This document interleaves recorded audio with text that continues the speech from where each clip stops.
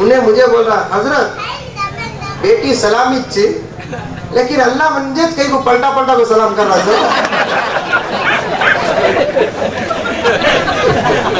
कब तुम्हें हमने भी सलाम करने का मौका देना। फिर आया बेटी, लेकिन दिल के अंदर एक तड़प रहती है। सूरह कौसर की तफसीर में है, मेरे आका को बेटियां तो जरूर पैदा हुई, जब बेटे पैदा नहीं हुए, अगर बेटे पैदा भी हुए तो बड़े होने से पहले उन बच्चों का जब इंतकाल हुआ तो आका का दिल भी टूटा। तो उस टूटे हुए दिल की तसल्ली के लिए अल्लाह तबारक व तआला ने सूरह कौसर को नाज़िल किया। पैगंबर बेटे देंगे, 2-3 बेटों की निस्बत ही तुम्हारे साथ होगी, हम तुम्हारी उम्मत को तुम्हारी औलाद बना देंगे,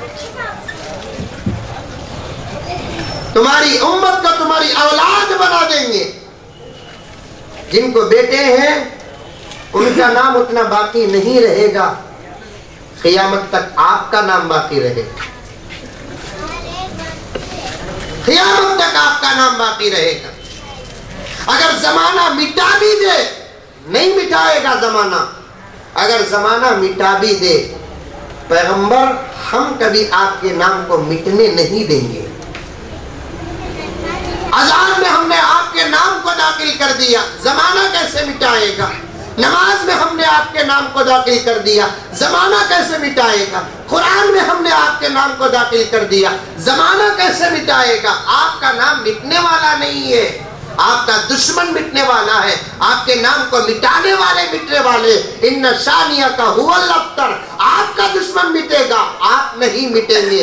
हर दौर में आपके नाम लेने वालों की अनगिनत तादाद होगी और आपसे आपकी उम्मत इतनी प्यार करेगी, इतनी प्यार करेगी, इतनी प्यार करेगी। 1,20,000 पर 3,990 पर 9 नबियों की उम्मत अपने नबी से वो प्यार नहीं की जो आपकी उम्मत आपसे प्यार करेगी। इसीलिए हजरत उलमा ने लिखा है कि 2 खास बातें जो इस उम्मत को हासिल है और इस नबी को हासिल है, इससे पहले किसी उम्मत को हासिल नहीं। सबसे पहली बात यह है कि 1,24,000 अंबिया में हमारा नबी हमसे जितना प्यार किया, 1,20,000 पर 3,990 पर 9 नबियों में किसी नबी ने अपनी उम्मत से वो प्यार नहीं किया।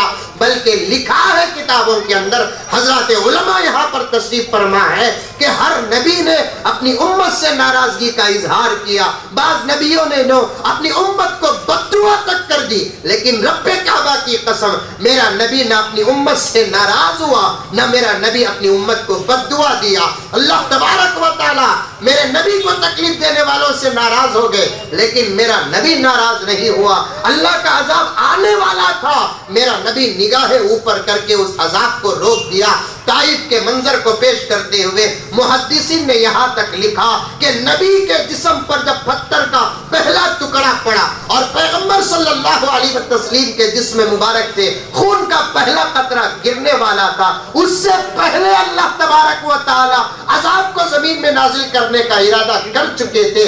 मेरे नबी जब पहचान लिए, फौरन अपने जुबान से इन कलिमात को इज़हार कर दिया, अल्लाहुम्मा हदी कौमी फ़इन्नहुम ला यअलमून। अल्लाह ये मेरी कौम है, जहां तेरे बंदे हैं ये मेरी उम्मत है, इसे तू माफ कर दे, इसलिए कि इनका नबी इनको माफ कर दिया है। अगर ये ईमान लेकर नहीं आए, इनकी औलाद ईमान लेकर आएगी, इनकी नस्ल ईमान लेकर आएगी, इनकी फसल ईमान लेकर आएगी। पैगंबर सल्लल्लाहु अलैहि वसल्लम अपनी उम्मत से इतना प्यार किए, इतना प्यार किए, इतना प्यार किए, किसी नबी ने अपनी उम्मत के लिए उतना प्यार नहीं किया। उलमा ने यहाँ तक लिखा है कि 1,24,000 नबियों में कोई नबी ऐसा नहीं जो पूरी पूरी रात अपनी उम्मत के लिए दुआ किया हो। रब्बे काबा की कसम के हमारा नबी पूरी पूरी रात अपनी उम्मत के लिए दुआ किया है, पूरी पूरी रात अपनी उम्मत के लिए आंसू बहाया है। अम्मी आयशा रजी अल्लाह ताला अन्हा इरशाद फरमाती, कभी अल्लाह के रसूल अपनी उम्मत की मग़फ़िरत के लिए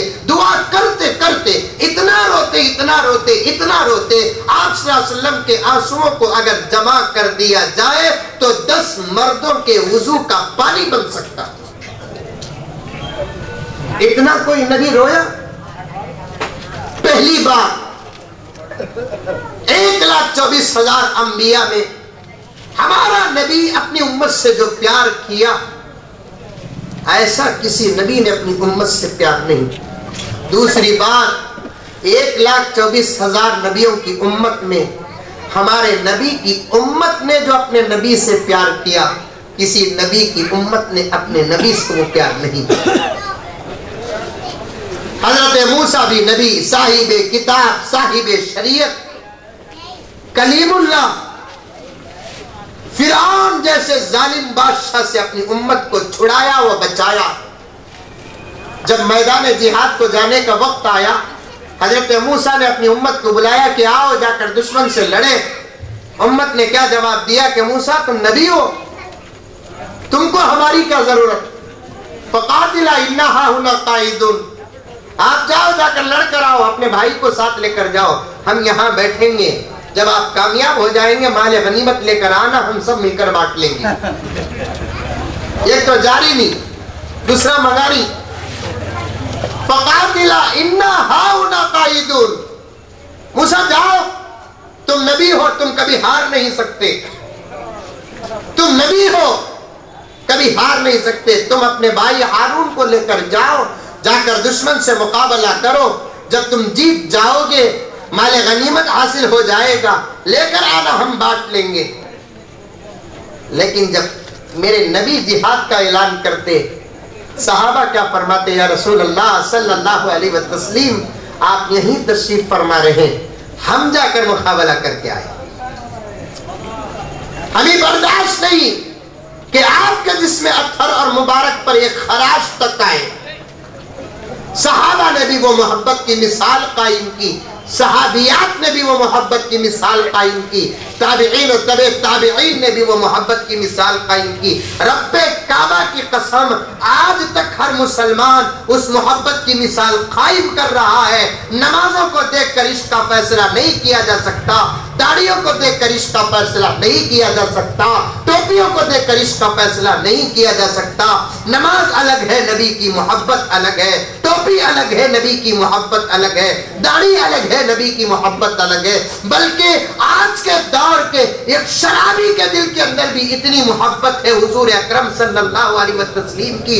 نشے کے حالت میں اگر امتحان لینا ہے تو لے کر دیکھو، شرابی ایسا جواب دے گا، یہ معلوم ہو جائے گا وہ شراب کے نشے میں ہو کر بھی وہ شراب کے نشے میں نہیں ہے.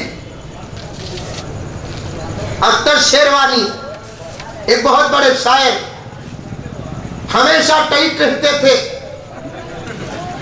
ارے ٹائٹ کا تو بھی سمجھتے،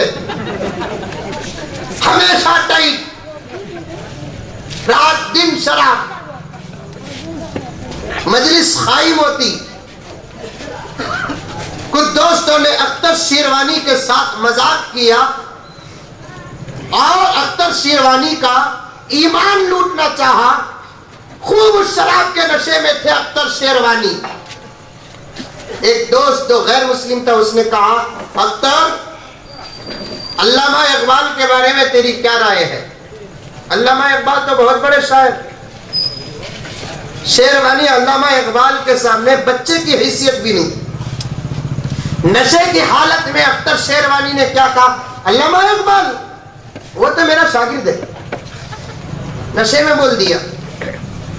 پھر کسی دوسرے نے پوچھا، اختر غالب کے بارے میں کیا خیال ہے؟ غالب تو اپنے مصرے میرے سے صحیح کراتا ہے.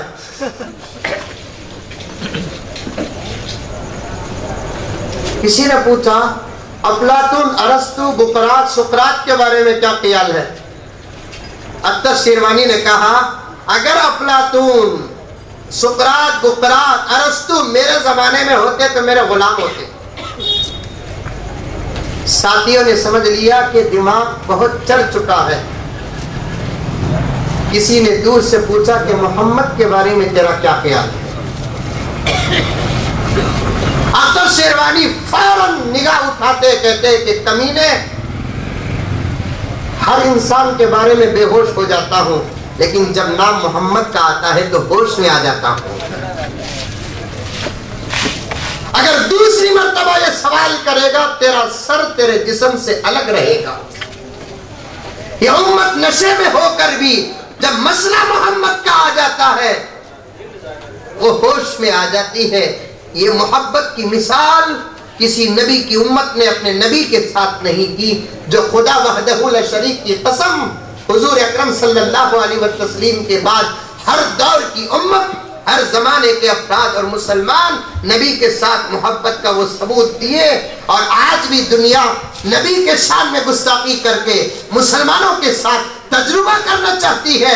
ہم ہر چیز کے بارے میں برداشت کر لیں گے، جب سوال محمد الرسول اللہ صلی اللہ علیہ وسلم کا آئے گا، ہمارے نماز کے چھوڑنے کو دیکھ کر دنیا دھوکہ نہ کھائے، نماز نہ پڑھے وہ اور بات ہے، لیکن جب محمد کی محبت کا سوال آ جاتا ہے، میدان میں علماء ہو سکتے ہیں پیچھے ہو جائے لیکن عوام پیچھے نہیں رہتی۔ حضور اکرم صلی اللہ علیہ وسلم کے ساتھ وہ محبت کی الغرض کہہ رہا تھا میں آپ کے سامنے کہ حضرت ابو علی شاہ قلندر رحمت اللہ علیہ بیٹے، والدین کو بیٹا پیدا ہوا فخر الدین رحمت اللہ علیہ کو، بیٹے کی خواہش جیسے انبیاء کی سنت ہے ویسے ہی اولیاء کی سنت بھی ہے، لیکن مقصد الگ ہے۔ آج ہر انسان بیٹے کی تڑپ اور خواہش رکھتا ہے، انبیاء کو بھی بیٹے کی خواہش تھی۔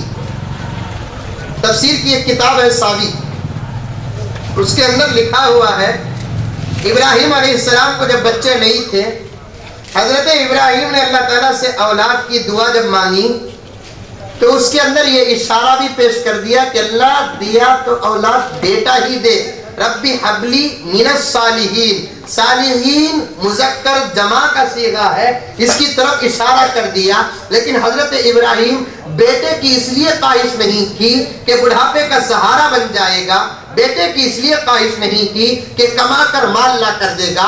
حضرت ابراہیم کی خواہش کیا تھی کہ میرا بیٹا جب بڑا ہو جائے گا، نبی بنانا تو اللہ کے ہاتھ میں ہے، لیکن میں تقوی کے دائرے میں اس کی تربیت کر کے ولی تو ضرور بنا دوں گا۔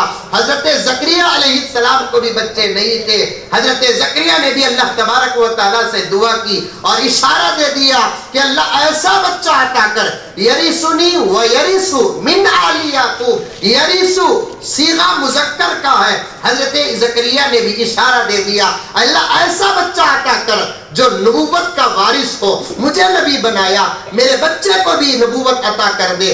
ہر نبی کی خواہش ہوتی ہے، اولیاء کی خواہش بھی بیٹے کی اس لیے ہوتی ہے تاکہ علم کا سلسلہ جاری رہے، تفسیر کا سلسلہ جاری رہے، تحدیث کا سلسلہ جاری رہے، خطابت کا سلسلہ جاری رہے۔ اس نیت سے بیٹے کی اگر کوئی خواہش کرتا ہے کوئی بری بات نہیں۔ حضرت فخر الدین رحمت اللہ علیہ کو بھی بڑی تمنا تھی کہ اللہ تعالیٰ ایک بیٹا عطا کر دے، اللہ تعالیٰ نے دعا کو قبول کیا اور ابو علی شاہ قلندر جیسے ایک خوبصورت اور حسین اور جمیل صحت مند بچے کو عطا کیا۔ جب بچہ پیدا ہوا، جانتے ہیں آپ لوگ کہ بچے جب پیدا ہوتے ہیں روتے ہوئے پیدا ہوتے ہیں، تاریخ میں 2-3 بچے ہی ایسے گزرے ہیں جو ماں کے پیٹ سے جب پیدا ہوئے تو وہ ہنستے ہوئے پیدا ہوئے ہیں۔ ان 2-3 بچوں میں سے ایک بچہ وقت کا فقیہ بنا، جس کو حضرات علماء جانتے ہیں اور آپ حضرات تک اس بات کو پیش بھی کیا ہوگا۔ اس فقیہ کا نام ہے امام ضحاک رحمت اللہ علیہ۔ ان کے بارے میں 2 باتیں آتی ہیں، ایک بات ان کا چہرہ ہی مسکرانے کے مانند تھا اس لیے ان کا نام ضحاک کر کے رکھ دیا۔ ایک روایت یہ آتی ہے کہ جب وہ ماں کے پیٹ سے پیدا ہوا قہقہ لگاتے ہوئے پیدا ہوا۔ کیا معلوم کہ اس کے قہقہ لگانے کی کیا وجہ ہے؟ کوئی بچہ ہنستا ہے اس کی وجہ تو پیش نہیں ہوئی کتابوں کے اندر، البتہ کوئی بچہ روتا ہوا پیدا ہوتا ہے اس کی وجہ احادیث ضعیفہ کے اندر بھی موجود ہے اور حضرات حکماء نے بھی اس کی وجہ بیان کی ہے۔ جب کوئی بچہ ماں کے پیٹ میں مکمل مدت پوری کر دیتا ہے، اب اس بچے کو دنیا میں آنے کا وقت آتا ہے، اللہ تعالیٰ 2 فرشتوں کو ماں کے پیٹ کے اندر داخل کرتے ہیں اور وہ 2 فرشتے ہر بچے سے بات کرتے ہیں۔ ایک بچہ کہتا ہے کہ ایک فرشتہ کہتا ہے کہ اے اللہ کے بندے، اب یہ کالی کٹھیری میں، کالے کمرے کے اندر، کالے گھر کے اندر، اندھیرے گھر کے اندر تیری مدت پوری ہو گئی ہے، کب تک یہ کالے کمرے میں رہے گا؟ جا باہر جا کر دیکھ دنیا کتنی منور ہے، کبھی سورج طلوع ہوتا ہے، کبھی چاند کی چاندنی آتی ہے، ہوائیں فضائیں ہیں، پھل ہے، پھول ہے، تیرے دادا ہے، دادی ہے، نانا ہے، نانی ہے، چاہنے والی خالہ ہے، پیار کرنے والی پھوپھی ہے، چاہنے والا چاچا ہے، پیار کرنے والا ماموں ہے، بریانی ہے، جامن ہے، خشخاں ہے، مرغی ہے، مسلم ہے، تمام چیزوں کا ذکر فرشتہ جب کرتا ہے بچہ خوش ہو کر کہتا ہے ہٹو میرے راستے سے، مجھے دنیا کو جانا ہے۔ فوراً دوسرا فرشتہ کہتا ہے اتنی جلدی نہ کر، ابھی کچھ سیکنڈ تیرے باقی ہے۔ اس کا خطبہ بیان سن لیا، میرا خطبہ بیان سن لے۔ جب تو دنیا کے اندر جائے گا، بے مقصد تجھے پیدا نہیں کیا، اس کالے کمرے کے اندر جس خالق نے تجھے بنایا ہے، سجایا ہے، سر دیا، آنکھ دی، کان دی، ناک دی، دانت دے اور تیرے پورا جسم کو بنایا، باہر جانے کے بعد تجھے کچھ دن چھٹی ملے گی اور اس عمر کو نابالغ عمر کہتے ہیں۔ جب تو بالغ ہو جائے گا تجھے نماز پڑھنا پڑے گا، روزہ رکھنا پڑے گا، قرآن پڑھنا پڑے گا، اللہ کے رسول کی اطاعت کرنا پڑے گا، حرام کاموں سے بچنا پڑے گا، حلال کاموں پر عمل کرنا پڑے گا، نیک کام کرنا پڑے گا، گناہوں سے بچنا پڑے گا۔ اگر تو نیک کام نہیں کیا، گناہوں سے نہیں بچا، تیری دنیا برباد ہو جائے گی۔ جیسے اس کالے کمرے سے تو باہر نکل رہا ہے، اس اجالی دنیا سے پھر تجھے کالے کمرے کو جانا ہی پڑے گا۔ اس دوسرے کالے کمرے کا نام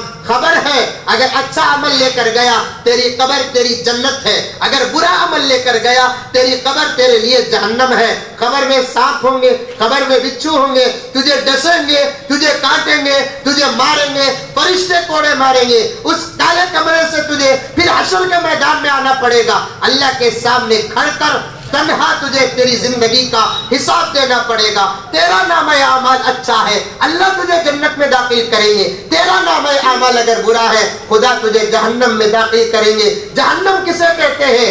ہزاروں قبر ملا کر بھی جہنم کا ایک سیکنڈ کا مقابلہ نہیں کر سکتے۔ ڈرانے والا فرشتہ جب ڈراتا ہے تو بچہ کہتا ہے چھوڑو